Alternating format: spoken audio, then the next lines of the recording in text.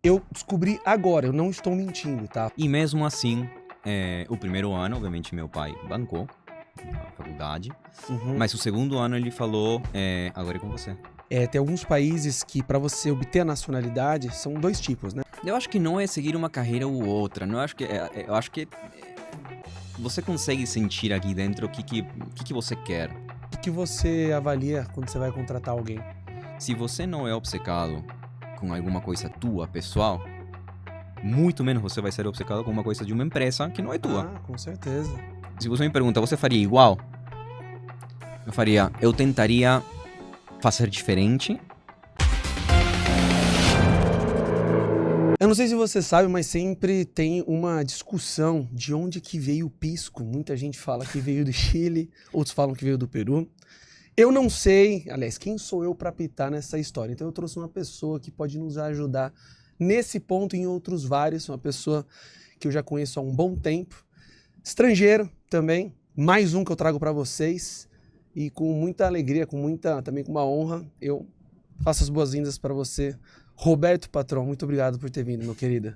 Eu que agradeço, Gui. E eu achei que você era uma pessoa estudada, né? E do mundo, né? Com muitas conexões e networking de fora. Então, perguntar da onde que vem o pisco, achei um pouquinho Deselegante. Difícil, mas eu vou deixar passar essa pra você. Muito obrigado. Bem, acho que tá mais do que claro de onde que acho que deve ter vindo o pisco, né? Peruano, pelo amor de Deus. Obrigado, pessoal. O Patrão, ele também trabalhou comigo. O Patrão, ele é peruano, mas eu olho pra você, eu considero mais brasileiro ou, enfim, um pouco dos dois, porque você já tá aqui há muito tempo, né? 11 anos. 11 anos já? 11 anos, cheguei em 2013. Legal. Expatriado. Expatriado. Expatriado.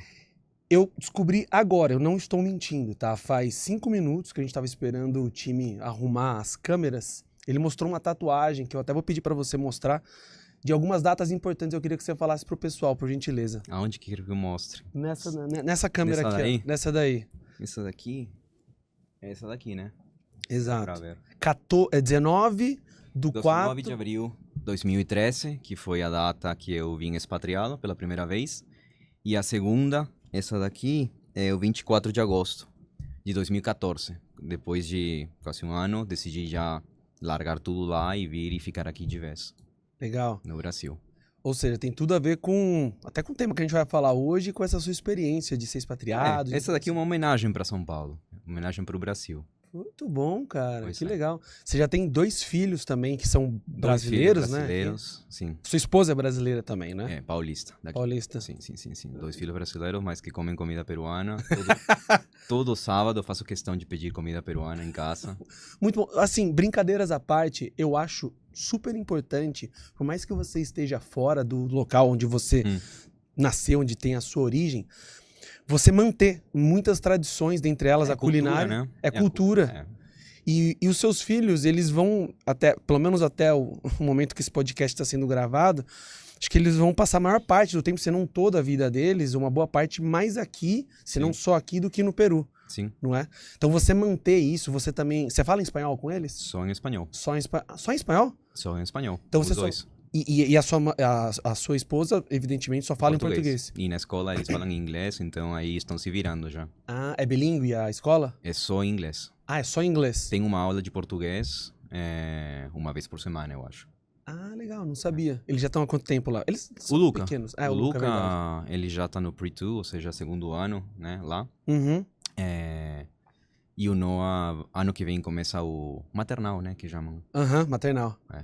Ah, jardim de infância, maternal, sim. Exatamente. Ah, que legal, cara. É. E então, voltando para esse ponto de manter as origens, eu acho super bacana manter um mix, que é o que vocês fazem, mas independentemente da pessoa se envolver com alguém ou não, ser casado, solteiro, eu acho legal você absorver um pouco da cultura local e você manter as suas também para dar a sua identidade. O que você acha disso? Cara, eu acho que assim, a gente, nesses lados dos países mais andinos, Peru, Colômbia, Chile, Argentina, a gente é muito nacionalista. Nacionalista no sentido que a gente ama a pátria, ama o país, defende muito. É uma desgraça, sim, mas a gente defende mesmo assim. E E essa parte da cultura, essa tradição, a gente gosta de passar, né? E mais quando você sai do país e deixa isso e teus filhos não são mais peruanos, não tem mais isso, a gente gosta de passar um pouco essa cultura para eles saberem de onde que eles vêm também, né? Muito legal. Curiosidade, porque tem alguns, até também para você que estiver ouvindo, tem alguns países, já vou entrar na pergunta, tem alguns países que para você obter a nacionalidade são 2 tipos, né? Que é chamado iuris solis e o iuris sanguinis. Então um é pelo sangue, Sim. outro é quando a pessoa nasce, né? E aí, dependendo da jurisdição do país, você pode obter essa cidadania ou por um ou por outro. Aí também tem outras que é quando a pessoa se casa e etc, né? Sim. No Peru, como que é isso? Para obter nacionalidade peruana? Por exemplo, os seus filhos, eles são peruanos? Não. Não são. Não. Então é solis. Ele tem que ter nascido lá. Não é porque você é peruano que ele também vai ter. Eles teriam que tramitar a nacionalidade, teriam que fazer todo um processo, porque por sangue, né, a gente teria que ir lá e fazer um processo e pode pegar. Não, então ele pode pegar. Pode, não é que tem agora, né? Não, sim, sim, não. Sim, mas se ele quiser, ele bate ele quiser, lá. Ele pode. Tá, ele não, pode. então é sanguíneo também. Sim. Sim. Tá. Legal, mas interessante. Eu não faço questão dessa parte. Por quê?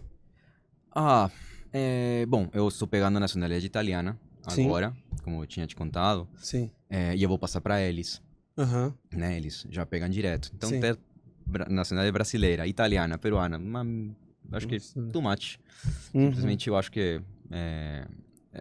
acho que um documento não precisa de um documento para ter na sangue realmente que da onde que você vem, né? Essa cultura não precisa do documento. Legal. Como exemplo aqui, eu não preciso da nacionalidade brasileira para se sentir parte da comunidade daqui, brasileira. né? Isso é muito legal. Porque tem muita gente que obtém, e aqui eu posso falar porque eu também tenho cidadania italiana, tem muita gente que tem, se não 99% das pessoas no Brasil... Portuguesa? Que tem cidadania italiana. Fala português, obviamente o Brasil, né? Enfim, vai falar português, mas tem muita gente que é brasileiro que tem cidadania italiana, mas que ou não domina o idioma, tá tudo bem também, mas também não tem nem muito contato além do padrão com a cultura. E tem ali, só que pra mim, na minha visão, e aí não é uma crítica, é mais uma questão de opinião, eu acho que nesse cenário a pessoa, ela eu chamo de brasileiros com documento italiano, mas que não são efetivamente italianos. Sim.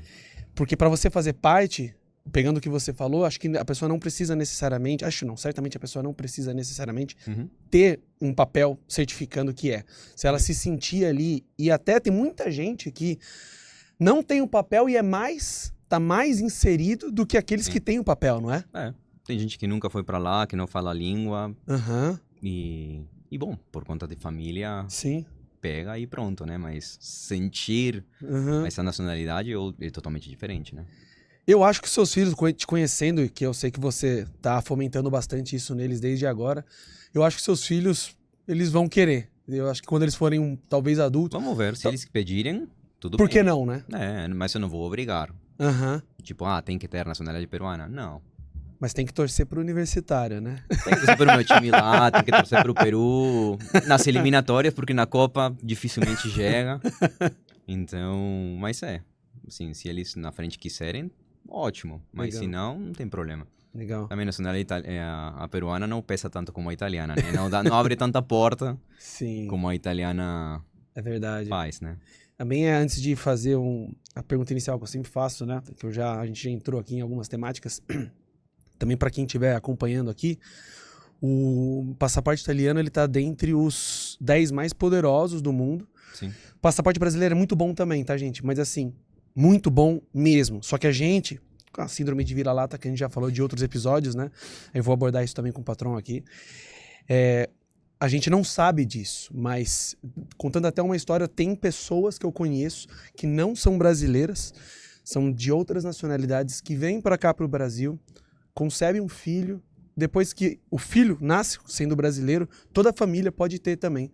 Porque o passaporte de onde essa pessoa veio é mais fraco, bem mais fraco, do que o brasileiro. E o brasileiro ele não está no top 10, mas ele abre muita porta. Sim. E por mais que, às vezes, ele não tenha... ele precise de um visto, ainda assim, você tem a possibilidade de tirar um visto. Porque tem outros passaportes que nem a possibilidade de visto você tem. E tem muita gente que reclama, na minha visão, de barriga cheia e que, acho que por falta de conhecimento. Cara, você não sabe visão. que é, com o passaporte brasileiro você passa tranquilo nos Estados Unidos. O meu passaporte peruano, eu chego lá... É mesmo? Não. Mesmo com visto? Mesmo com visto, que o problema é que passaporte peruano, com um monte de carimbo no México, um monte de carimbo na Colômbia, Colômbia, México, Peru. Aí que o gringo entendi. fala, da onde que você vem mesmo? O que você tá fazendo aqui? Claro, tá subindo ali. Né? Pois é, mas... Patrãozinho, eu sei que a pergunta que eu sempre faço, né, é inicial, porque eu vi esse podcast, eu sempre faço logo na entrada, mas como a gente já entrou nessas temáticas, faço agora pra você. Por que a pessoa que tá ouvindo esse podcast, ela tem que ficar nos próximos 50 minutinhos, 1 hora, ouvindo, não somente a nós dois, mas principalmente você? Eu acho que você sempre fala de carreira, de negócios, de mudanças, de trocas e um impacto internacional, certo? O que eu tenho ouvido. Eu acho que uma coisa que eu fiz lá atrás foi uma aposta de tomar riscos inteligentes, take intelligent risks. E foi isso que eu fiz para sair do Peru e vir aqui para o Brasil. Então eu acho que para as pessoas que estão ouvindo, pode ser interessante ou até pode fazer elas refletir se estão na dúvida, se vai, não vai, se joga, não se joga. Ou até pessoa que às vezes não aceita muito risco, não quer tomar muito risco, talvez comece a pensar mais um pouquinho e falar, por que não? Vai que dá certo, né? Gostei. Teve um convidado que veio aqui que ele falou que a vida é um Ctrl-C, Ctrl-V de outras pessoas, né? E acho que aqui pode rolar muito Ctrl-C com base no que você vai expor, né? Daqui pra frente. Sim, pode ser. Tomara, vamos ver. Se puder ajudar para alguém aí da comunidade, ótimo. Legal. Conta um pouquinho pra gente, eu já te conheço, é claro, já há alguns anos, mas quem tá ouvindo muitas vezes, aliás, não vai conhecê-lo. Fala um pouquinho de você. Bom, você já sabe, eu sou... Quer que eu olhe pra câmera, eu olho pra você? Do jeito que você quiser, cara. Pode ser os dois. Sou Roberto, né? E sou patrão, sou peruano. Estou aqui no Brasil já há 11 anos. Atualmente estou como head de vendas, rede comercial para o Airbnb, cuidando de toda a América do Sul. A gente trabalhou, né, 4 anos praticamente juntos no LinkedIn. Mas, bom, contando um pouquinho mais sobre mim, eu estudei economia e finanças. Nunca trabalhei em economia e finanças, porém decidi estudar isso porque eu queria ter um entendimento diferente do mercado. Eu não queria estudar administração, que achava que era muito plano muitas vezes, que tinha um foco muito na parte comercial só. Parte comercial, comunicações, marketing, né, nesse mundo. E eu queria entender mais um pouco como que era essa relação entre produto, mercado, famílias, estratégia, né, e tudo aquilo. E isso um pouco que moldou a forma como eu comecei a pensar as coisas de uma forma diferente, sempre visando uma área comercial, né. E foi aí que eu comecei a procurar estágios e o que a gente tinha conversado, né, em diferentes indústrias, em diferentes áreas, para um pouco começar já desde cedo a ter diferentes pontos de vista de como que as empresas funcionam, como que elas interagem, como é que a gente consegue ter um maior impacto dado esse entendimento do negócio. E bom, eu fiquei 8 anos na Telefônica, depois de uma passagem curta pela PepsiCo. Isso ainda no Peru? No Peru, isso. E foi na Telefônica que eu consigo levar... Eles têm um programa de job rotation, né? Em diferentes países. E em 2012, né, um ano antes, eu aplico para essa movimentação global. E afinal eu consegui 2 opções, Espanha ou Brasil. E aí todo mundo fala, vai para Espanha, vai para Espanha. Só que era para viajar em 2013. 2013 na Espanha não estava tão bem. E eu já pensava em ficar lá, aonde eu for. Ou arrumar outras saídas, abrir novas portas, né? Porque no Peru você sabe que é um mercado muito focado em consumo massivo, muito focado em banking, não? Em consumer goods e banking principalmente. Agora que estão tendo algumas startups começando a nascer, mas na época, nada. E eu não queria isso, eu queria alguma coisa diferente. Então, afinal, por isso eu tomei a decisão do Brasil, porque a situação na Espanha não estava bem. E a Telefônica no Brasil, naquele momento, era mais forte globalmente. Uhum. Aí eu falei, bom, eu vou pro Brasil, ainda estou perto do Peru, aprendo mais uma língua. Querendo ou não, o Brasil, na região da América Latina, é o mais forte. E eu tento me virar lá e ver se alguma oportunidade aparece. E foi aqui que eu vim já em 2013, né, a Tatu. Uhum. E gostei do mercado, gostei da cultura. Muito mais open mind, muito mais receptiva. Receptiva a quê? Em tudo. Em tudo. Pessoas, como tratar pessoas, abertos à cultura em geral. O Peru é um país muito mais fechado. É mesmo? Sim, sim. Mas, cara, quem sou eu pra falar o que é ou não é do seu país, né? Foi uma impressão minha, não somente do Peru, mas da América Latina como um todo. Eu sinto a América Latina muito mais bem integrada do que o Brasil. Então eu sinto que o Peru... eu fui uma vez só pra lá, né? Então também não tenho tanta experiência no seu país, mas eu sinto que, de uma forma geral, todos os países por onde eu passei, o Peru também, nessa única vez que eu fui, encontrei pessoas da América Latina inteira, eu sinto que é muito mais integrado, muito mais internacional. Eu vejo que é bem aberto, inclusive. Por que você acha diferente? Você acha o Brasil mais nesse sentido? Depende, aberto em quê? O peruano tem um mindset muito mais fechado, é muito mais machista. Entendi o que você quer dizer. Nesse sentido, Entendi. Nessa linha. Tá, entendi. Aberto para oportunidades, fechado em grupos, Tá. etc. Aqui o brasileiro abre a porta para todo mundo. Eu cheguei aqui, já todo mundo era amigo, todo mundo recebia super bem. Não tem essa questão, assim, Brasil tem, né, comparado com outros países pode ter, mas dentro da América Latina... Peru, comparando com o Brasil, senti uma diferença desde o primeiro dia que eu estive aqui, né? Diferença em que sentido? Além desse que você falou, você sentiu a receptividade das pessoas. Você acha que o brasileiro é mais receptivo, de uma forma geral, do que o peruano? Muito, muito. Todo mundo fala com você, todo mundo bate um papo, todo mundo é aberto a falar com você, conversar, encostar, tocar. Lá no Peru é muito mais fechado. Você vai falar com uma pessoa, a pessoa... Meu, quem você é, né? Tipo, tem essa questão. No Peru tem muito... lamentavelmente tem ainda um pouco de onde você é, onde você estudou, qual é o seu sobrenome. Entendi. Aqui no Brasil... Hierárquico.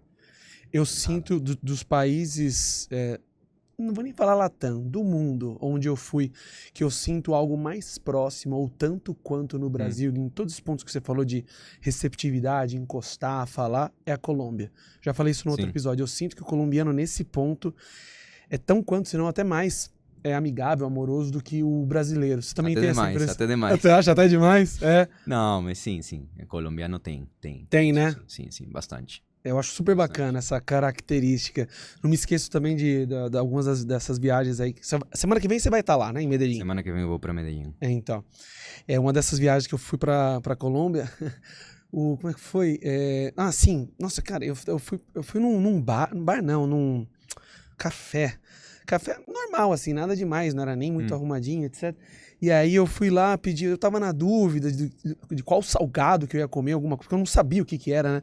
Daí a atendente, isso foi 2 vezes, foi nesse café e num outro lugar, num outro contexto, mas relativamente parecido. Ela falou, mi amor, claro que te ajudo. Sim. Não são super assim, né? Sim, receptivos, né? Sim. Muito bacana. Cara, isso que é legal na América Latina.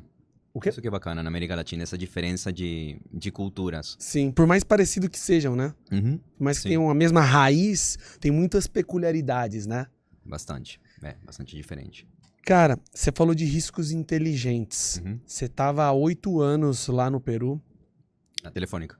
No Peru? No Peru, isso. Então, 8 anos na Telefônica do Peru, isso.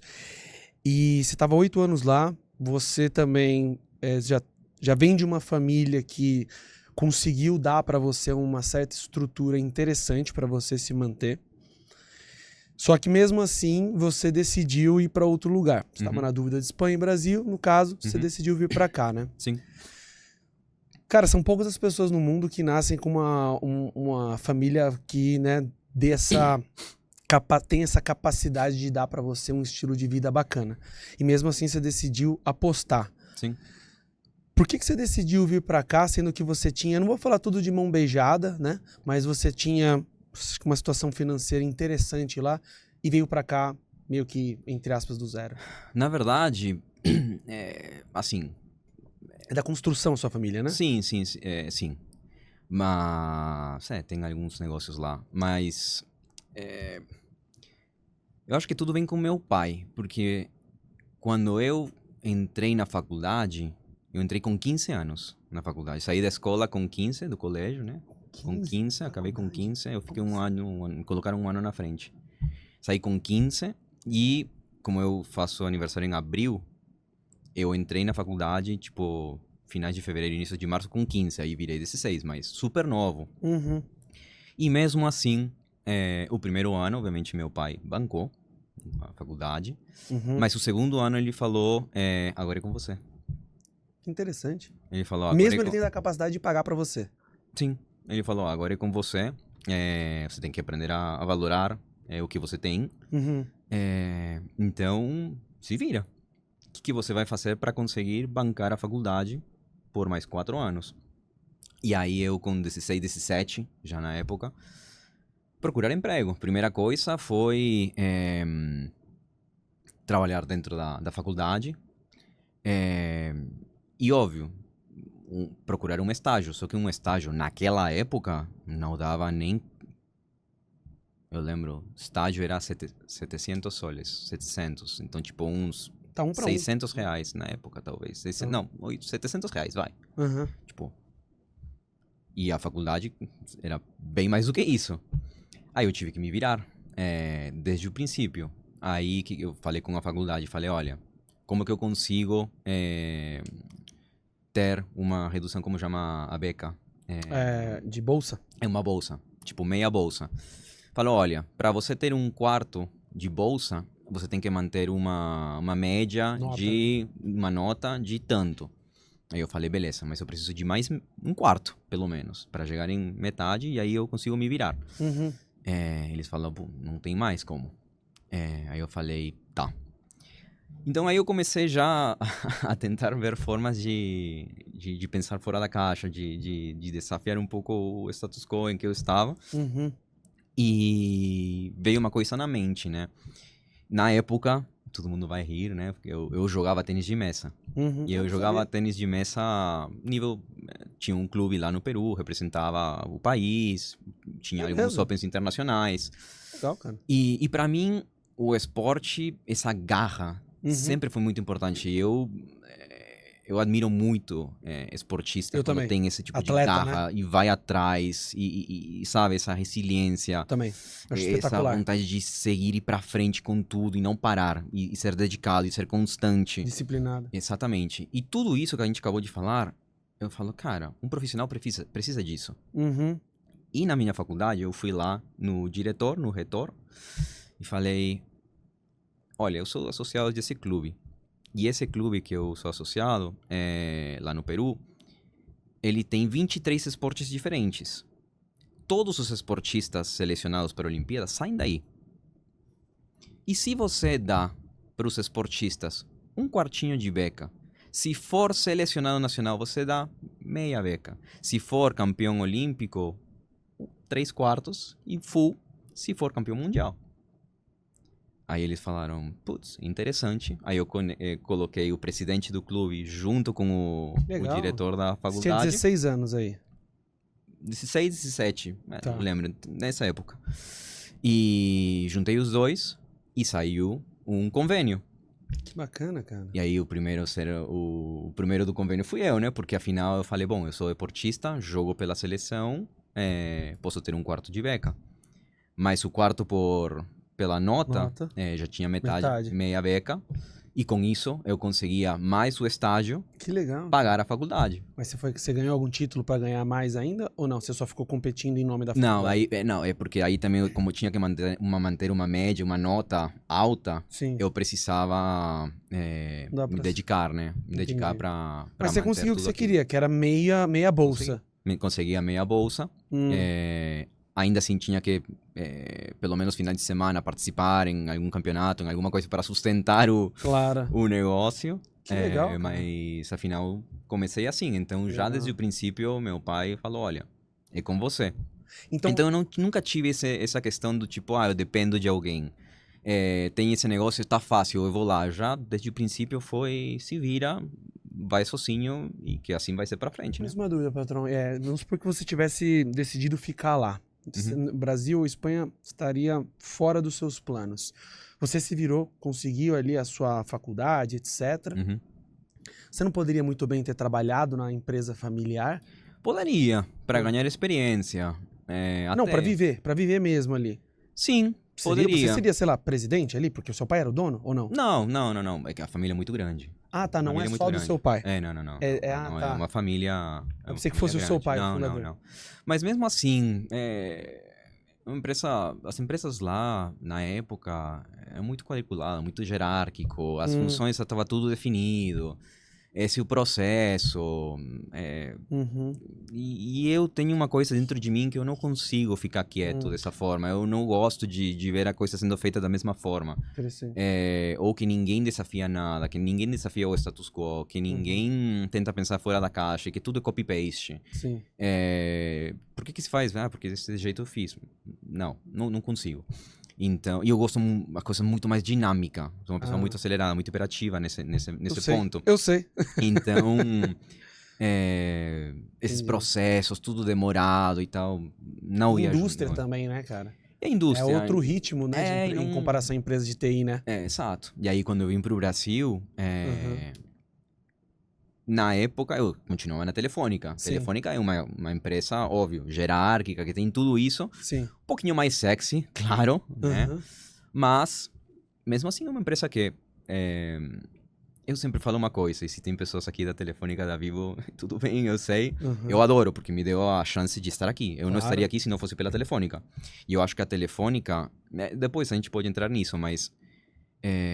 eu acho que para quem começa na carreira depois da faculdade, para mim é muito importante, ou foi muito importante, e eu recomendo fortemente, passar por empresas grandes multinacionais, processo porque você consegue entender como funciona o negócio de fato.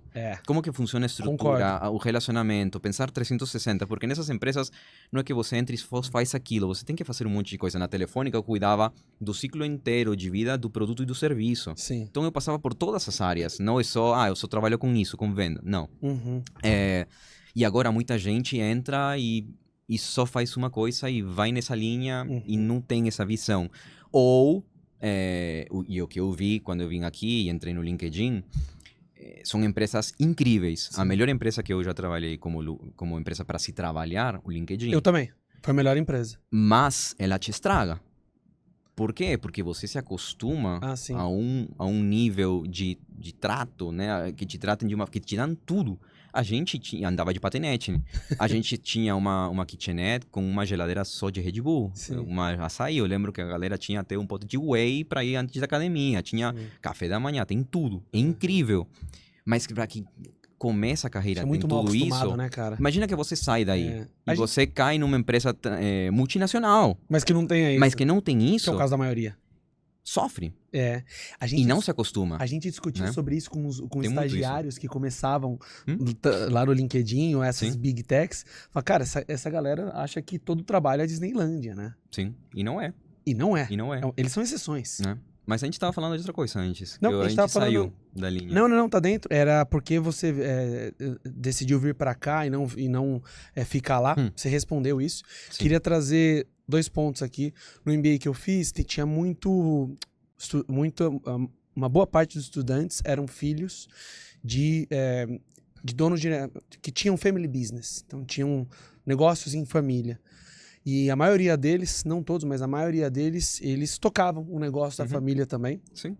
que você falou, eu me lembrei, mas uma característica relativamente comum para todos eles era buscar ter experiência, que os pais colocavam os filhos para, seja estudar lá em Babson, no caso, como também trabalhar no mercado para adquirir bagagem de mercado e daí voltar prático. E conseguir gerir. Exatamente, porque muitas vezes o que falta pelo menos era o que o pessoal relatava, faltava um pouco de experiência de mercado, até para os próprios fundadores, porque esses caras, esses pais, essas mães que fizeram, eles não tiveram muito, porque era muito na informalidade. Sim.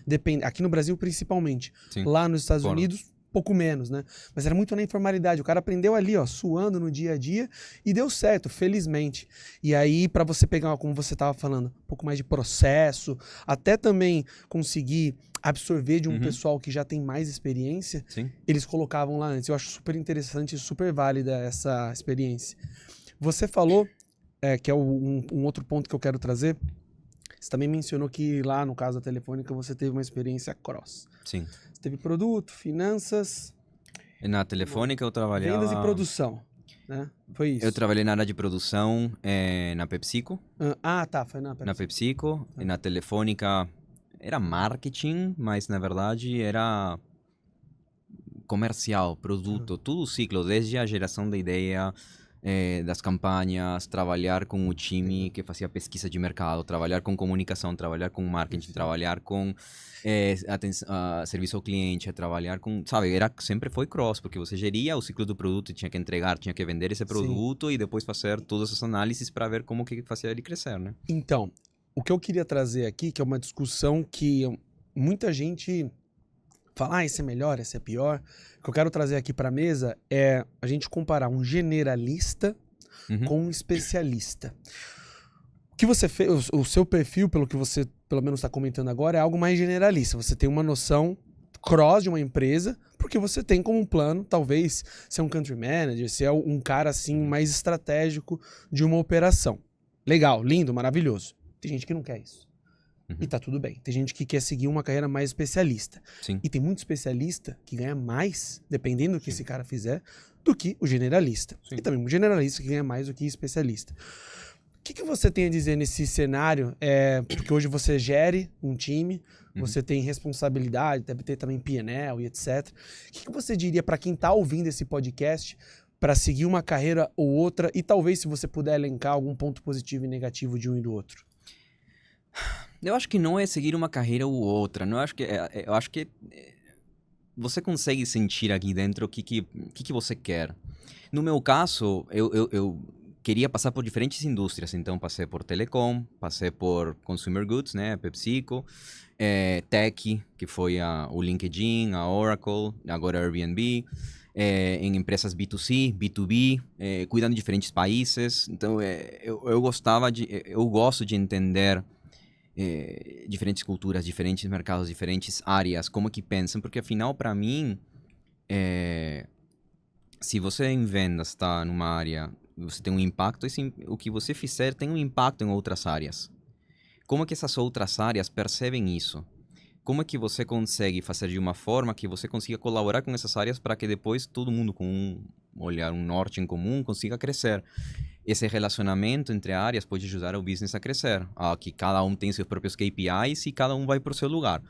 Então eu tenho muito disso, eu sempre gostei desse tipo de coisas, então por isso eu queria entender de tudo, até legal. Por isso os cursos que eu fiz nos Estados Unidos, por exemplo, o curso de negociação foi na parte de law, de direito. Não sabia. A parte de design thinking em outro. A outro foi de business, de marketing. Coisas que complementavam o que eu fazia. E não meio que dentro do mesmo. E isso no começo para entender de tudo um pouco. Porque muitas vezes o destino te leva no início e você acha que esse é o caminho que você tem que seguir. E muitas vezes não. Talvez você percebe que esse não era e já é muito tarde para mudar. Então, no começo, eu preferi meio que testar tudo, e como que funciona tudo, e depois falar, eu gosto mais dessa parte generalista, ou, não, eu quero me dedicar só aqui, e ser super especialista. Eu acho que uma pessoa especialista poderia num momento, depender de um generalista, porque você tem uma visão, você está muito enfocado numa coisa, você pode ser incrível naquilo que você faz. Ser o melhor expert no negócio. Mas às vezes uma pessoa generalista com esse olhar um pouco mais 360 consegue te ajudar e direcionar um pouquinho. E esse resultado que você, essa pessoa especialista vai entregar, o generalista não conseguiria. Mas ele consegue te nortear. E o contrário também. Uma pessoa generalista talvez não consegue fazer uma coisa tão bem feita quanto um especialista, ou porque não tem o conhecimento, porque não tem a prática, porque não tem toda essa questão, e precisa de um especialista para conseguir evoluir e avançar juntos. Então, acho que são perfis que se complementam. Por exemplo, eu na minha equipe, eu gosto de ter perfis diferentes. Boa, legal. Na hora de contratar, por exemplo, na minha equipe, tem 5 nacionalidades diferentes. De onde são? Tem Venezuela, tem Colômbia, tem Peru, tem Brasil, tem México, né? Tem várias nacionalidades de diferentes backgrounds. Tem pessoas que vêm de mídia, tem pessoas que vêm de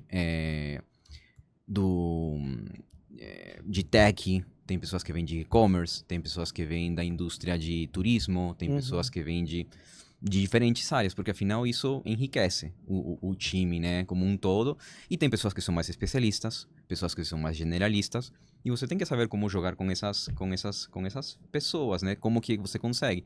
E cada uma, não é que um perfil é melhor do que o outro, como você falou, pode ter um especialista que ganha muito mais que um generalista, ou ao contrário, ou pode ser um especialista que é tão bom naquilo que consegue gerar a empresa inteira e saber ter um conselho, pessoas embaixo que sejam mais generalistas e que consigam passar as informações certas para essa pessoa tomar uma decisão. Então, acho que depende de depende de cada um falar que caminho quer seguir e o que sim tem que ter, que ambos perfis têm que estar abertos a ouvir, abertos ao outro perfil também para conseguir ter sinergias e conseguir crescer, né? Porque um sozinho, o outro sozinho, uma hora tem um limite, eu acho, né? Legal. Cara, você falou sobre time agora. Queria te perguntar, agora que você, já há um tempo que você está atuando como gestor, o que você avalia quando você vai contratar alguém? Que poderia servir para outros possíveis gestores que estejam ouvindo também aqui.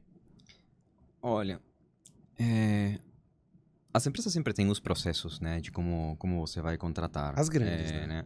Tem, sim. Tem toda uma estrutura, como que você vai levar as perguntas, mas uma das coisas que, independentemente disso, que eu tento ver na pessoa é se tem esse winner mindset. Winner mindset. Explica melhor. Eu gosto de ver pessoas que... Mentalidade vencedor. Sim, que tem essa mentalidade de eu vou vencer, eu vou fazer de tudo o que puder para ser bem sucedido, para crescer, para me dar bem, para conquistar o que eu quero. Não precisa ser só na carreira, pode ser no pessoal, pode ser em qualquer âmbito, mas ter essa mentalidade de vencedor, essa garra, muitas vezes, né? Essa vontade de fazer acontecer. E não tanto o perfil do tipo, tanto faz. E sabe? como você enxerga isso em entrevista? Você não conhece a pessoa. Não conhece, mas pelas respostas, pela forma como que ela fala, se ela tem paixão na hora de falar. Quando ela fala das conquistas, você consegue sentir o sabor do tipo, ela tá desfrutando disso, ou se ela simplesmente conta do tipo, fiz isso ou aquilo. Você consegue ver um pouco e sentir se essa tem essa mentalidade vencedora ou não. E a outra coisa é que tenha algum tipo de... Isso é um pouco mais difícil, algum tipo de obsessão. Você é obcecado com alguma coisa? Tá. Se eu te perguntar, você é obcecado com alguma coisa? Uma das minhas, aliás, a minha maior obsessão é fazer com que esse podcast dê certo. Quero fazer com que esse podcast seja o maior... Conseguir, provavelmente vai conseguir. Pois é, se não conseguir da Tentou. forma... Tentou, pelo menos. Com certeza, toda experiência é válida. Sim. Minha obsessão é fazer com que esse podcast seja o maior podcast de carreira e negócios internacionais de língua portuguesa. Então, espero que quando eu escute isso daqui a um tempo, eu olhe e falo e diga pra mim mesmo, deu certo essa minha obsessão, tive o payback disso aqui, valeu a pena o payoff, sacrifício, o sacrifício. Né? Se você não é obcecado com alguma coisa tua, pessoal, muito menos você vai ser obcecado com uma coisa de uma empresa que não é tua. Com certeza. Bom Então, ponto. assim, ser obcecado com alguma coisa já te dá um indício que essa pessoa, olha, ela tem um objetivo e vai ir atrás. Na empresa, poderia acontecer a mesma coisa também. Eu coloco uma meta, eu vou ir atrás, eu vou ser obcecado com aquilo. Legal. Se a pessoa não é obcecado com alguma coisa pessoal, eu não sei se na empresa poderia ser, mas poderia não. Interessante. Então eu procuro sempre que tenha esse mindset de vencedor. Legal. Por isso que eu gosto muito de esporte, né? Sim. Ainda, Superman. Escutamos, na realidade, né? E Legal. que tenha que seja obcecado com alguma coisa. Bacana. Que seja uma pessoa boa, obviamente, Claro, né? Porque pode ser uma pessoa obcecada com alguma coisa, ter esse mindset de vencedor, mas como a pessoa não vale nada, né? Claro, é difícil. E isso é importante. Legal. Isso é importante e que tenha que seja proativa. Legal. E quando eu falo que seja uma boa pessoa, e eu muitas vezes, porque eu já ouvi bastante, ou li bastante coisa, né? Não lembro quem foi, algum CEO falou. Que seja uma boa pessoa ao ponto do tipo, você tomaria uma breja sim. né? Sim. Você tomaria uma breja com essa pessoa? Ou não? Putz, não sei. Não.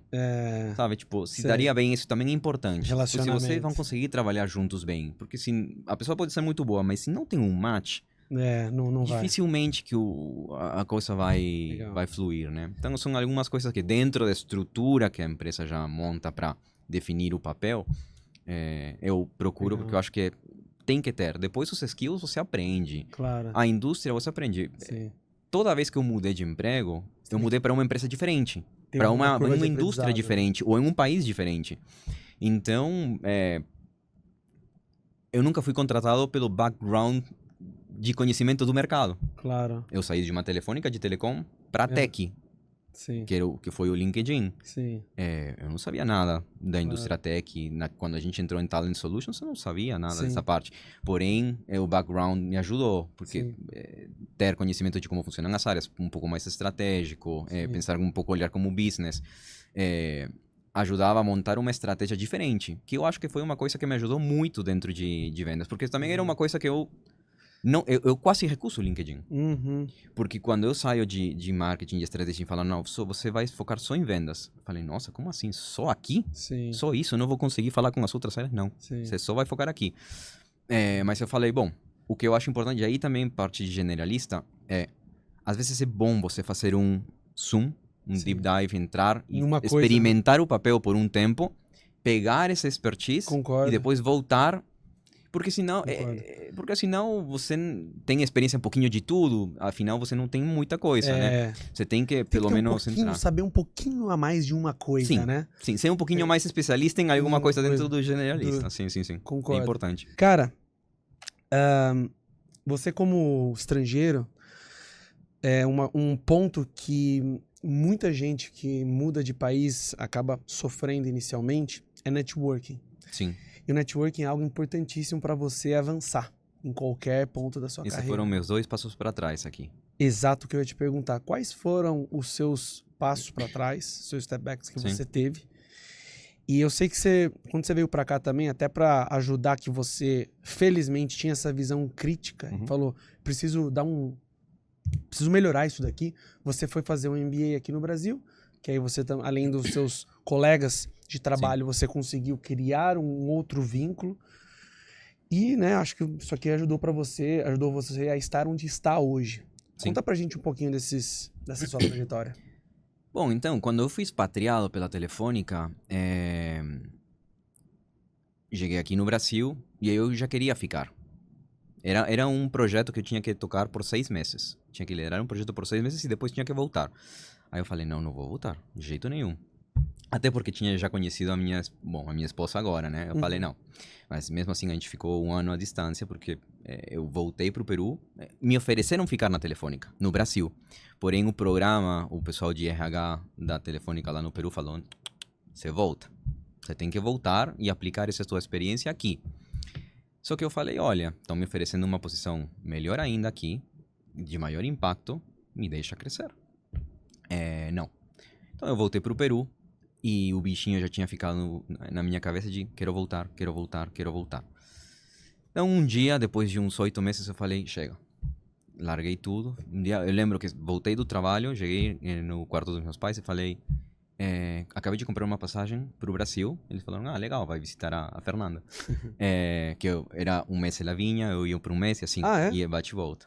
Pra manter a relação, né? Claro. E... Desculpa, vocês ficaram quanto tempo nessa? Quase um ano a distância. Muito tempo, cara. Quase um ano, mas era assim, um mês, ia e vinha, né? Um mês? E aí eu ficava umas 3 semanas no Brasil, aí ela ficava um tempão em Lima, e a gente fazia isso. Legal. Mas, voltando um pouco à pergunta, né? Senão eu começo a viajar. Não, mas aqui. é interessante essas partes pessoais. Aí eu falei pra eles, não, eu vou ficar lá. Aí eles, como assim? Você vai largar uma carreira de 8 anos na Telefônica, que estava crescendo super bem. Pra quê? Vai fazer o que lá? Não sei. Na época eu queria fazer um MBA. Eu queria fazer um MBA nos Estados Unidos. Mas, voltando na história que meu pai falou, você vai se pagar a faculdade? Imagina falar pra ele agora, você me paga o MBA? Não, né? E você sabe que o custo do MBA não é só o tuition, né? O valor, mas tem tudo, as viagens, o networking é muito rico. Então você precisa viajar além de tudo que tem lá. Então, eu falei, olha, no Brasil já estão chegando startups de fora. Eu vou arriscar. Quem não arrisca não ganha. Eu vou largar a Telefônica. Já tinha comprado a passagem, já tinha pedido demissão, inclusive. E eu vou fazer um MBA no Brasil. Porque eu não consigo. Porque passar 2 anos no MBA nos Estados Unidos, talvez eu perco o trem das startups aqui. Então, comparando na América Latina, o Brasil tem a melhor educação. Querendo ou não, na América Latina tem. Então, eu vou fazer um MBA no Brasil. Já conheço a língua, em 6 meses tinha aprendido a falar o português. Desculpa, peraí, patrão, como é que você sabia que no Brasil, naquela época, tava o trem das startups? O que você... em onde você se alimentou para saber que o trem estava aqui e você deveria estar aqui?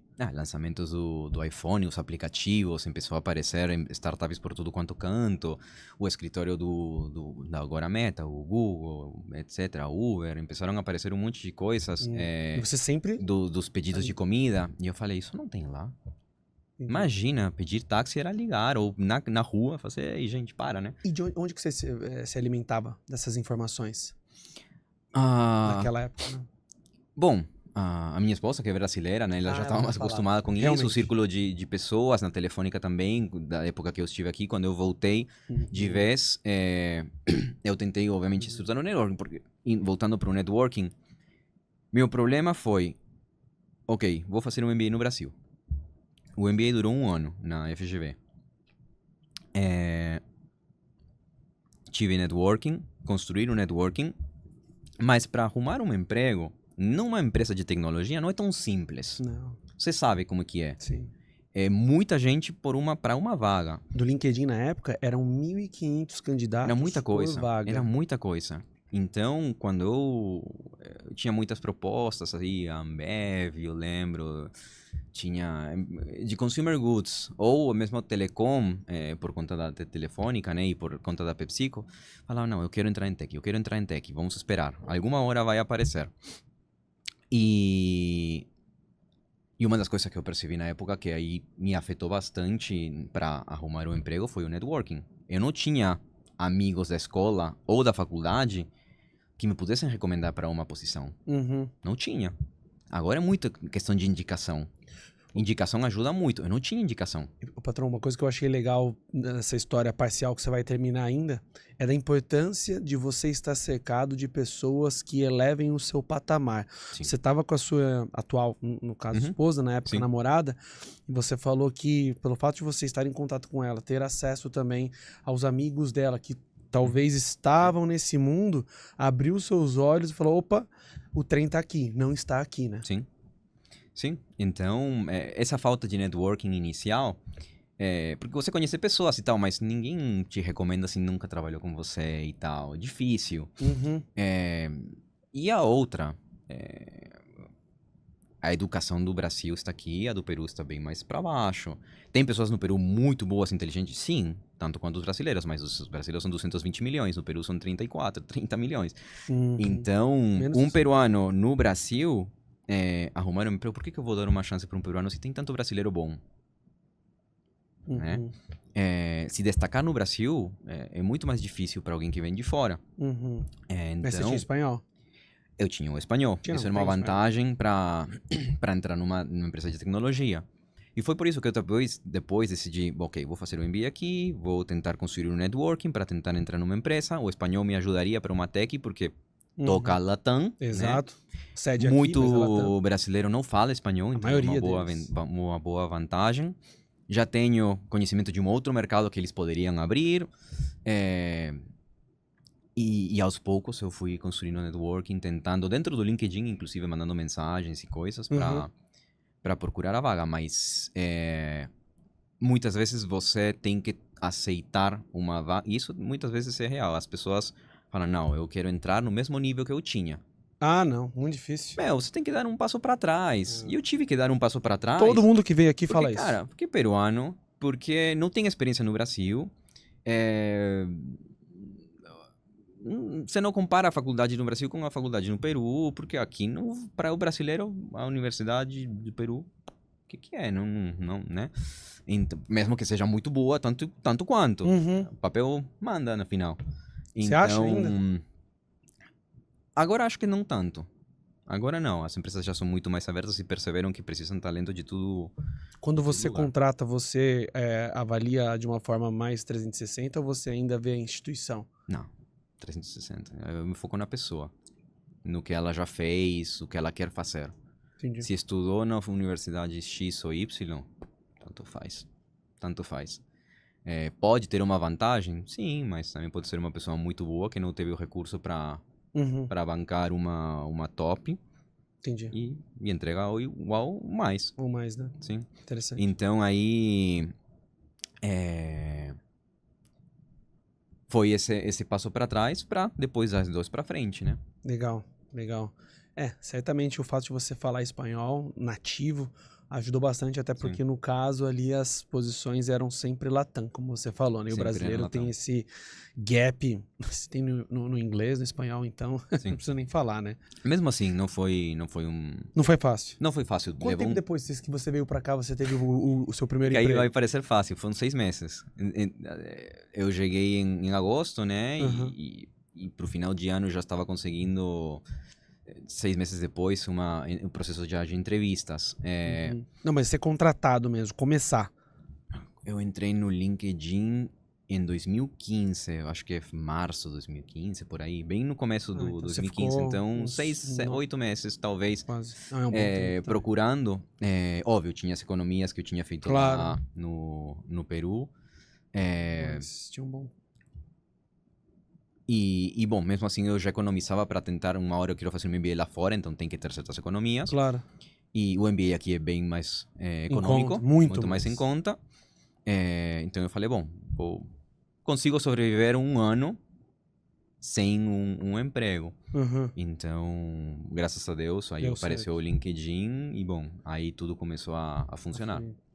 Olha, eu tô adorando o papo até agora. Você vai me contar já? Com certeza não. Eu vou fazer o pedido que eu sempre faço para eles. Se você estiver gostando tanto quanto eu, você já sabe, isso aqui me ajuda demais, galera. Por favor, clica no sininho para você receber isso sempre.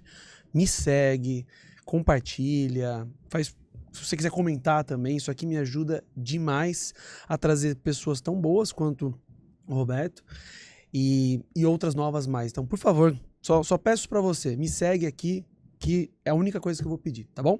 Obrigado. Dando continuidade. Todo mundo pensa, e até num papo que eu fiz nessa semana, todo mundo pensa que a carreira ela é linear. Então, você sabe melhor do que ninguém que não é. Ela é feita de altos e baixos, ela é torta, você pensa que às vezes é por aqui, mas os sinais falam, não, é por aqui, aí você tem que trilhar um caminho diferente. Compartilha com a gente alguns erros e alguns acertos que você teve ao longo da carreira. Eu acho que acertos que me ajudou muito foi ter passado por diferentes indústrias, em diferentes, tipo, aquilo que eu falei, né? Telecom, tecnologia, agora travel tech, agora, né? Mix. Consumo massivo, empresa B2C, empresa B2B, no Peru, no Brasil, trabalhando com mercados como México, Chile, Argentina. Eu acho que esse nível de experiência com áreas de produção, com produto, marketing, vendas, me ajudou muito a conseguir recuperar de uma forma um pouco mais rápida esses 2 passos que eu tive que dar no início aqui no Brasil, né? E eu acho que uma das coisas que também sempre me ajudou é ter esse winner mindset. Desafiar e questionar sempre as coisas, o status quo, sempre. E saber jogar com as regras, no bom sentido. Dá um exemplo para o pessoal entender. Você tem uma estrutura, tem umas regras de como a empresa opera, por exemplo, dentro de vendas, o que é permitido, o que não, o que é o esperado, mas sempre tentar esticar ao máximo para tentar fazer as coisas de uma forma diferente. Eu quero testar dessa forma. Ah, mas o processo é aqui. Bom, até aqui eu consigo esticar. Até aqui eu vou. Eu vou testar. Legal. Testar, experimentar, estudar, ler. Eu acho que ser muito observador é importante. Você observar, ficar analisando. Muitas vezes a pessoa vai e pum, já fala alguma coisa, vai e não ouve. Impulso. E eu acho que outra coisa que é ser curioso. Sou muito curioso. Eu gosto de saber das coisas, gosto de entender. Quero saber de tudo. Porque afinal, você consegue pegar e aprender coisinhas que detalhes fazem a diferença, muitas vezes. Então eu acho que isso me ajudou, essa forma de ser me ajudou muito na carreira. Essa questão de ser resiliente, o grit, como que traduz, como que fala grit em espanhol? Seria egoísta, né? Em espanhol ou em português? Não. Não, grit. Não, grit sim. Seria essa pessoa que se agarra, que quer ir pra frente sempre, essa obsessão, essa constância, perseverança, né? Perseverança, isso. Então eu acho que isso ajudou a destacar um pouco, né? Agora, que coisas jogaram em contra? Tem uma frase em inglês que é "What gets you here won't get you there", né? Você já deve ter ouvido. E é muito real. O que te trouxe aqui não vai te levar para lá. Então, o que me trouxe aqui no Brasil e me fez ser sucedido, certo ponto, quando entrei no LinkedIn, ter bons resultados, ter o clube, né, que é aquele top 1, 10%, não lembro, 10 de vendas, ser nominado para o MVP da região, né, global e tal, esse tipo de coisas, beleza. Com isso daí, consegui alcançar esse negócio. Mas o seguinte passo não é da mesma forma que você vai chegar. Né? Naquilo que você fala, não uma linha reta e tudo que você já fez é o que vai te levar para sempre lá em cima. E eu sempre quis poder fazer gestão de equipes. Eu queria poder passar um pouco desse conhecimento para as pessoas, de ajudar elas a terem sucesso, assim como outras pessoas me ajudaram. Eu tive muita gente que me ajudou lá no Peru na Telefônica, nossa, diretores que me macetaram com alguns detalhes, com algumas coisas, porém que eu aprendi muito, muito, muito, muito. E que fizeram com que eu perceba das coisas de uma outra forma, que eu olhe as coisas de uma outra forma.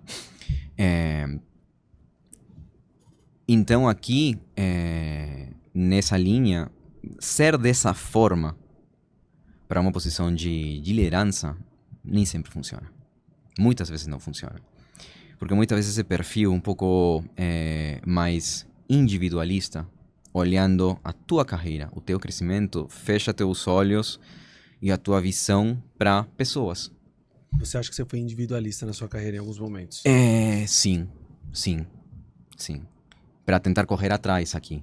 Correr atrás dos anos que eu tinha deixado, né? Porque eu tive tempo fora, quase um ano sem trabalhar, aí eu tive que fazer um step back para entrar no mercado. Então, para correr atrás depois, eu tive que me focar muito. E isso fez um sacrifício que na época me ajudou, me colocou onde eu queria, mas para dar o seguinte passo não funcionava. Não dava mais certo. E também não ia dar certo, porque eu não tinha feito durante esse trajeto a questão que é relacionamento. Você estava preocupado com o seu, né? Eu estava preocupado com conseguir estar nesse top 10%, conseguir ser nominado para um MVP, conseguir ter isso aqui. Mas deixou o relacionamento de lado. Deixei o relacionamento... Relacionamento não é que eu não queria falar com ninguém ou que eu não me importava com as pessoas. Era que simplesmente eu estava tão focado no meu que eu não tinha essas 2 horinhas numa quinta-feira à tarde e noite, para ir um happy hour. Isso é importantíssimo, patrão. Eu não ia. Vamos beber, vamos tomar unas aqui no boteco da esquina. Não vou. Vou terminar de fazer algumas coisas. Final de semana a gente vai se juntar para um churrasco. Não, eu vou ficar no meu planejando como que vai ser a semana.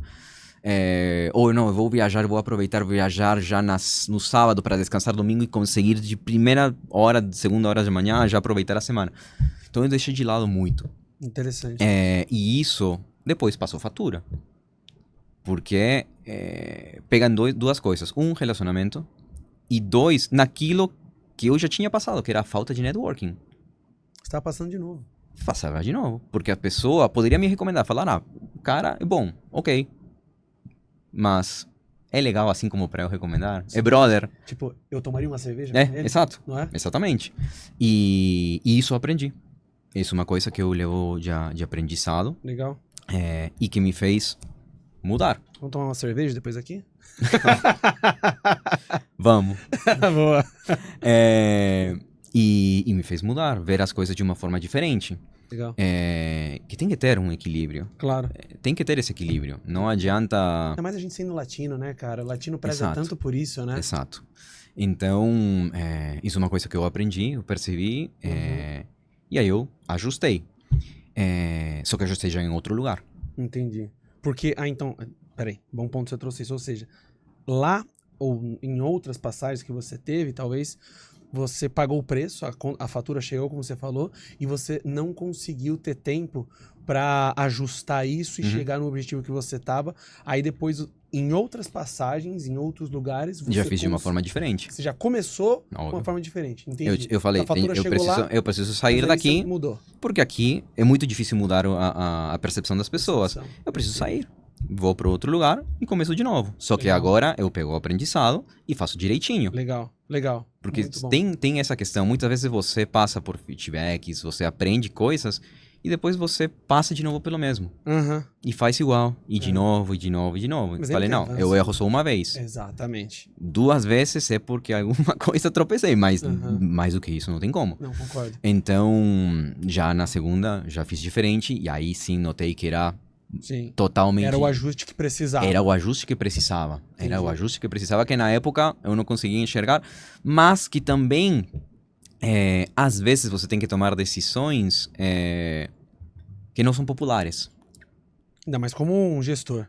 Às vezes você tem que tomar decisões que não são populares. Se você me pergunta, você faria igual? Eu tentaria fazer diferente. E manter os mesmos resultados. Não sacrificaria, porque esses resultados foram os que me abriram outras portas. Claro. Tipo, se você tem resultado A, B, C, prêmio aqui, exposição aqui, essas conquistas, sim. É um bom CV, uma boa coisa para mostrar e falar, opa, legal. Né? Então, sim. Tentaria nivelar um pouco mais, mas não eliminaria por completo, né? Muito bom. Cara, a gente passou aqui sobre os aprendizados. Eu gostei bastante que você conseguiu dar muito detalhe na parte de aprendizado. Mais até dos aprendizados dos pontos de melhoria. Ué, da melhoria você não aprende nada, né? Oi? Da melhoria você não tira muita coisa. Com certeza. Você aprende... só continuar. É só continuar, né? Fazer igual ou se desafiar para fazer melhor. Mas das horas que não são tão boas que você aprende, né? É legal, isso traz maturidade, isso mostra que a pessoa ela é madura o suficiente para falar, não, realmente eu errei naquele momento e hoje eu transmito essa mensagem para você para que você não cometa a mesma coisa, o mesmo erro. E falo para as pessoas abertamente, muitas vezes as pessoas podem sentir vergonha das coisas. Meu, por quê? Claro. Todo mundo erra. Claro, tem que falar. Todo mundo já fez. Tem que falar. E são histórias para contar. São histórias que lá na frente você vai contar e como que você conseguiu virar. Sim. E uma das coisas que eu também procuro muito nas pessoas que eu contrato é saber se adaptar rápido às mudanças. Mas no mercado onde você tá, né? Mas no mercado, em não tecnologia, tem regras. Não tem regra, tem que se adaptar toda hora. Sim. Então, se você não está acostumado a levar algumas vezes esses golpes na vida, e você não consegue se adaptar a esse tipo de mudanças rápido, ou ter essa resiliência para se levantar e agarrar vamos para frente, é difícil. Então, eu já passei muito por isso. Quando eu tive que largar o meu país, sair do Peru, não foi fácil sair do Peru. Sim.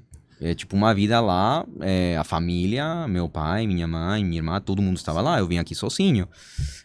Até de uma época, quando eu estava no LinkedIn, em 2016, meu pai falece, né? Sim, eu me lembro. E eu me questionava, se eu tivesse ficado no Peru, eu teria passado esses anos a mais com ele. Então, não é fácil. Claro, não é fácil, muitas vezes, vou embora do país, vou largar tudo. Não, você precisa se preparar, saber? Não vai ser fácil chegar no Brasil, não ter ninguém, não conhecer ninguém, falar a língua mais ou menos, não ter conexões, não ter networking. Quem te abre portas? Ninguém. Sim. Como você cresce na carreira? Tem que começar do zero, dar passos atrás. Você tem que saber, tipo, ok, eu vou ter que aguentar isso por uns 2 anos. Sim, sim. Você vai ter essa capacidade de aguentar. Tem guts, né? Você tem estômago para isso. Exato. Tem que pensar bem as coisas. Patrão, a gente tá indo para a parte final agora do papo. Eu tinha gostado, tava gostando. Eu também, passaria horas aqui, cara. Que bom que você tá gostando. É um sinal de que a conversa tá fluindo. Eu tô adorando. Cada conversa aqui é um mini MBA que eu faço. Eu adoro. Sempre bacana absorver o melhor de cada um. E algumas perguntas que eu sempre faço para estrangeiros que quando vêm aqui são as curiosidades de viver em Brasil. Quais seriam algumas curiosidades, ou não somente aqui, mas talvez você é um cara viajado, que você teve internacionalmente e também dentro aqui do Brasil, que você fala, pô, cara, isso aqui é uma coisa estranha, diferente, inusitada. Pra mim, você sabe, eu gosto de comer bastante, né? Você lembra dos meus pratinhos no escritório, né? Até agora é igual, eu como bastante. Não muda, né? Não, eu como bem. A gastronomia me pegou. A gastronomia me pegou. De fato, vindo do Peru, pra mim, gastronomia é que nem o futebol pra você. Patrão, churrasco ou ceviche, patrão? Não, ceviche. Ceviche. Caipirinha ou pisco? Não, é pisco. Pisco? Pô, pisco sour. Pisco puro, não tanto. Tá. É muito forte. Vou no pisco sour. Mas o pisco sour é mais perigoso, na verdade. Você não sente, né? Seleção peruana ou seleção brasileira? Em eliminatórias peruana, em Copa do Mundo não tem opção, né? Em Copa do Mundo não tem como escolher, né? Tá certo. Não, eu trouxe essas perguntas, me veio agora na cabeça, não tenho mais pra fazer. Mas beleza, deu pra ver um bom mix aí também. Sim, mas uma das coisas que eu acho, por exemplo, uma curiosidade, já que você pergunta, é no churrasco. No Peru, a galera se junta também, às vezes se faz a parrillada, né? Que é o barbecue, né? O churrasco lá. Só que no Peru, muitas vezes, culturalmente, você senta na mesa para comer e curtir com as pessoas. Mas você senta e come. E no churrasco, a primeira vez que eu vim aqui, eu já estava esperando meu prato, meu bifinho de 1 quilo. E aí, trouxeram um prato com tudo fatiadinho e todo mundo pegou e você conseguir pegar uma, sabe? Tipo... Aí eu falei, que estranho esse negócio aqui. E daí pararam de trazer a carne e trouxeram o pão de alho. E daí pararam o negócio e trouxeram o tal coisa, a linguiça. Pedacinhos. E a galera bebendo e comendo picadinho, assim. Eu falei, gente, tô morrendo de fome, gente. Que hora vai chegar? E não tem isso. E isso é uma coisa muito diferente. Isso é. Porque também o brasileiro gosta de beber, curtir, conversar. E a comida não é o principal. É um Já no Peru, acompanhamento pra conversa. exatamente. Né? Aqui no Peru já é a comida, é o principal. Você sente conversa enquanto come. É. Mas a discussão na mesa é, nossa, que bom esse negócio aqui. Isso é muito diferente, muito diferente. Uma coisa... E eu não consigo até agora. Toda vez que tem um churrasco... Você come um... Não, eu não como lá no churrasco. Ah, você come antes. Hã? Você come antes? Ou eu como antes, ou eu como depois. É que eu não consigo comer picadinho até agora. Justo. Eu fico bebendo e a galera quer comer. Não. Um pedacinho de carne a cada 20 minutos não dá. Tem uma... você que tem espanhol aí nativo, tem algumas palavras, como saudade em português, né, que elas são únicas. E tem uma palavra em espanhol que eu acho muito boa, que tem tudo a ver com o que você está falando, que é a sobremesa, que não tem nada a ver com a sobremesa, tá, gente? Sobremesa, que seria a sobremesa nossa, seria o postre em espanhol, e a sobremesa é uma palavra que não existe em português, que significa o ato de comer em cima da mesa. Não em cima, você não vai colocar os pés aqui, né? A sobremesa... Sobre a mesa, né? Patrão, tipo... explica... É a conversa que você falou termina que você tava. É a conversa que você tá depois de comer. Você termina de comer e fica lá conversando.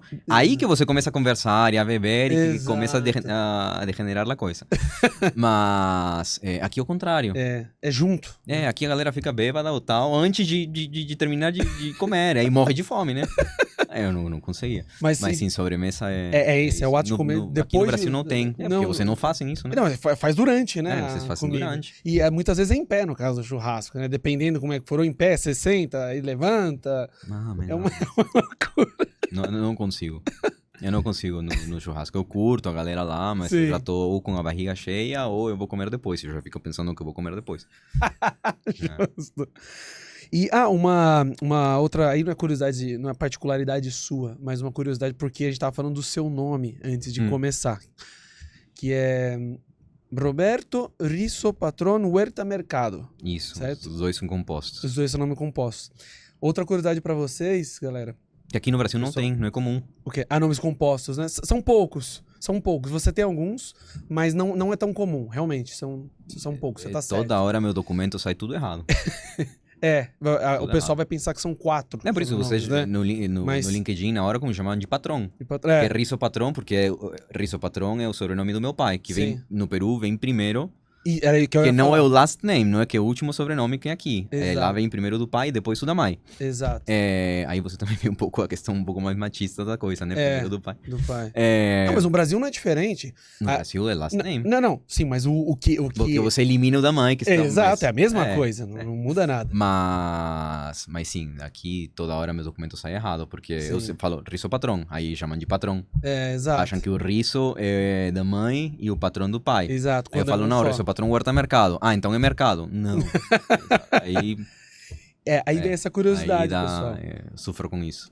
Que na América Latina, o nome, que seria o último nome, o last name, o nosso sobrenome, que é utilizado, é o primeiro.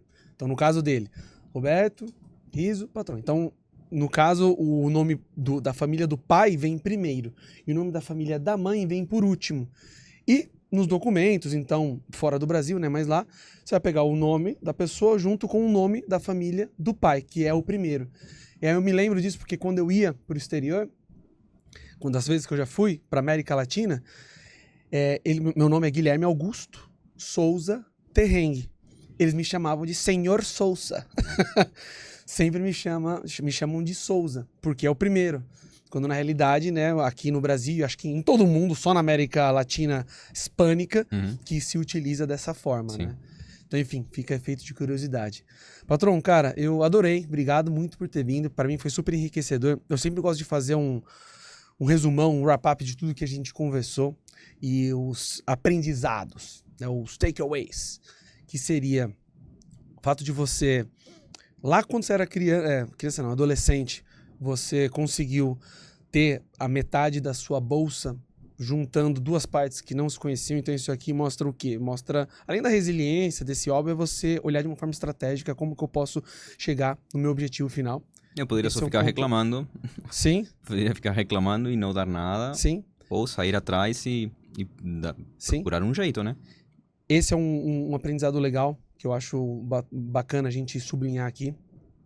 Outro ponto os riscos inteligentes. Então, você deve tomar. Também é uma característica em comum das pessoas com as quais eu converso aqui, é você tomar riscos inteligentes. Não aquele risco... Não, risco burro, né? Que você não vai ter o trade-off, não vale a pena. Sim. Tem que ser uma coisa que você queira muito e que o trade-off vale a pena no médio e longo prazo.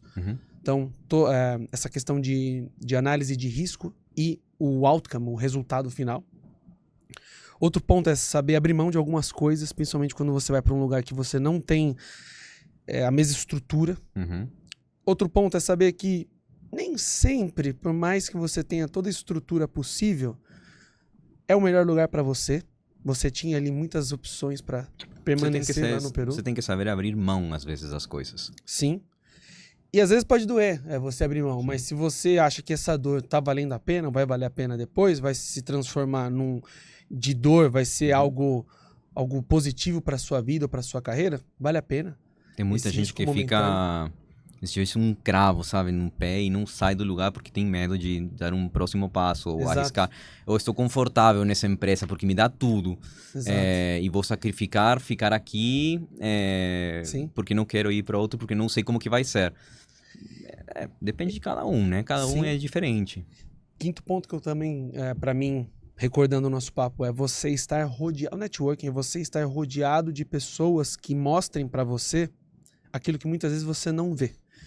E aí que eu trago quando você disse que você viu que o trenzinho estava passando aqui, não estava passando em outros lugares, que você conseguiu, inclusive, visualizar isso através tanto da sua atual esposa, como também dos amigos dela. Isso foi um outro fator bem legal. A galera da Vivo, né, da Telefônica aí também. Networking, networking não, desculpa, o networking, mas não nesse contexto, no contexto de você cultivar relacionamentos, sabendo que somente resultado não é que não importa, ele importa muito, mas não é só isso. É você saber mesclar o happy hour que você falou, que você preferia ficar 2 horas prospectando novos clientes, fechando novos contratos, em vez de estar com eles. Então, você ter esse balanço entre resultados e relacionamento também. Porque, no final das contas, a gente lida com pessoas, as empresas são formadas por pessoas. Uma empresa é uma entidade que tem um monte de gente. Então, você também precisa conseguir navegar bem naquilo. Você não consegue crescer sozinho na empresa. Exato. Não consegue. E uma das coisas que eu aprendi também é, para você ser promovido, quem te promove são os pares. Os pares são os que te promovem. Quando os pares mostram que você está pronto para uma nova cadeira, dá para perceber, né? Você começa a sentir com isso. Não é porque o chefe falou que você está pronto. Você sente quando vê com os pares, né? Isso é um bom ponto. Eles reconhecem isso, né? Sim. E o último aprendizado é que o pisco vem do Chile. Patrãozinho, brincadeira. Obrigado muito por ter vindo, viu, cara? Valeu aí, obrigado sucesso pelo pra convite. você. Foi muito legal, curti. Gostei daqui, tá de parabéns. Obrigado, cara. Tô fazendo as coisas muito bem, tô seguindo você aí no Instagram. No Spotify não uso muito, então... Tem no YouTube. Por aí não estou... E além disso, eu gosto de ver. Como eu te falei, eu gosto de conseguir sentir e ver as coisas. Quando eu sou pela voz... às vezes não consegue pegar todo Concordo. o negócio, né? Também gosto o que se transmite. Eu gosto de ver a pessoa, como que ela está se mexendo, o que ela está falando, a expressão que ela coloca. Então eu gosto aí, por exemplo, os outros que você botou, eu vi no YouTube, né? Legal. Para conseguir acompanhar melhor. Legal. Obrigado, cara. Obrigado por me acompanhar. Obrigado por também ser profissional que bem do calibre que você é também, e poder compartilhar isso com muita gente que talvez queira ter uma carreira parecida com a sua. Se você gostou, você já sabe, não vou falar de novo, me segue, faz tudo aquilo que eu já falei. Obrigado mais uma vez e até o próximo episódio.